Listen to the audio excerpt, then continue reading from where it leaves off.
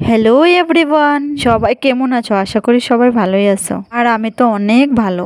আর এদিকে আমি তো অনেক খুশি। এদিকে ব্যাগ ট্যাগ নিয়ে বয়ে পড়ছি গুছানির লেগে। আবার বাড়ি আগেই তো যাওয়ার কথা ছিল, বাট যাইতে পারি না। সামনেই তো ভাইফোঁটা, তো ভাবছি ভাইফোঁটাতে যাবো। বেশি না, 2 দিনের লেগে যাবো। ভাইফোঁটার পরের দিন আবার আয় পড়তে লাগবো। রাত্রেবেলা তো গুছায় টুছায় নিলাম সবকিছু। আর দেখা হইলো পরের দিন সকালবেলা ঘুম থেকে ওঠার পর। আমি জামুকা দেখে আমার স্ত্রী মানে ভারী মন খারাপ। ওর কাজ আছে দেখা, নাই তো আমার লগে থাকতো আয়া। কাজ রেখা তো আর আওয়া যাইব না, কিন্তু আমার ওইখানে ওই রেখাইব। সকাল 6টার দিকে আমারে উঠাই দিছে, উঠো আর রেডি হও। যেহেতু ওর ঘরে আবার কাজে যেতে লাগবো, তার লিগে আমিও দেরি করলাম। রেডি সেডি হইয়া বাইরে পড়লাম দুইজনে। কথা ছিল আধা রাস্তা অব্দি দিয়ে যাবো, পরে আমার গাড়িতে উঠাই দিয়ে যাবো। মরিগাঁও আওয়ার পর আর গাড়ি পাই নাই। তারপর ও নিয়ে বাড়ির প্রায় কাছাকাছি দিয়ে গেছে। বাড়িতে আইলে নাকি আর কাজে যেতে পারবো না, তার জন্য গেছে ওইখান থেকে।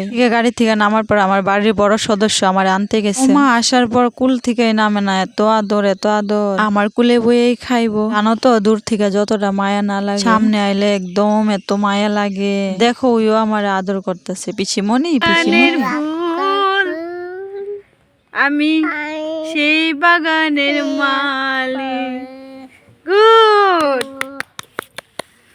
মাননীয় শ্রী নবরাজ বর্মনের গানটি খুবই সুন্দর হয়েছে। হাততালি। তারপর ওর লগে অনেক সময় খেললা দিলে, এদিকে রান্না বান্না করে নিচ্ছে। মনে হইতেছে কত বছর পরে জানি মায়ের রান্না খাইতেছি। আর অনেক টেস্ট হয়েছিল খাওয়া দেয়া। সবাই ভালো থেকো। বাবার বাড়ির ব্লগ।